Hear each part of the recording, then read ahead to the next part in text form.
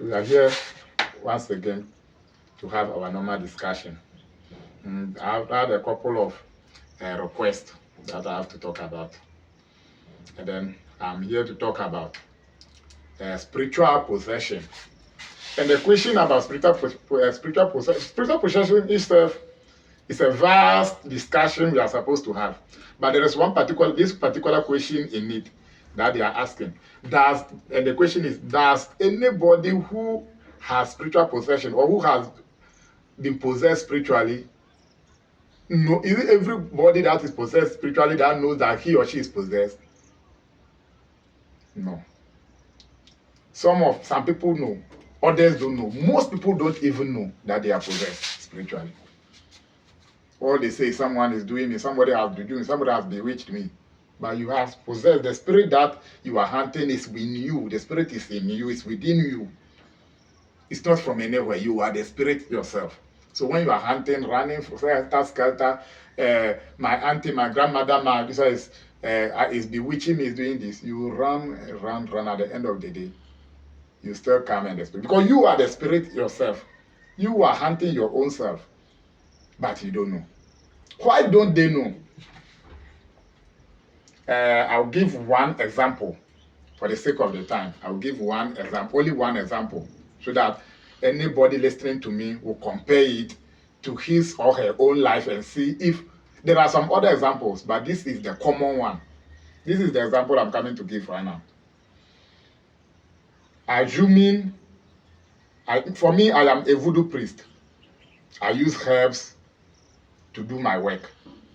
Then I have my gauze that I used to back it. So I am a voodoo priest, a traditional priest. I have other people like me, some are pastors, malams, Buddhism priests, they also do the same work.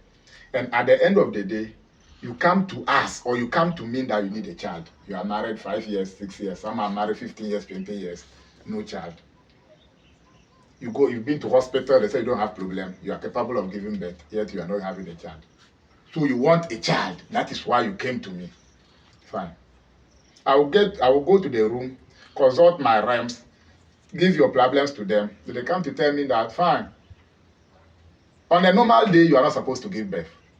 But since you need a child, and you want help from them, they will give you a child. They are giving you a child though. So, by that time, because you need the child, whatever they say, you say, okay, oh, no problem, I will do it. No problem, I will do it. So you become pregnant. When you give birth, bring the child for some rituals before the child will become your own. They will explain everything to you, because that time you need the child badly. Whatever they tell you, say, oh, no problem, I will do it. No problem, I will do it. Then they will do it. 2 months, 3 months, 4 months time, you give you call that your wife is pregnant. You give birth. You go to the church to do Thanksgiving. You go to the church to do outdoor. You go to anywhere, maybe in a mosque to do outdoor. Yeah, you've done outdoor. Everybody have seen that. They've come to jubilate that you have given birth. Now, you've forgotten that you have something to go and do. Because right now you have a child, so your problem is solved. You have forgotten of how you got a child.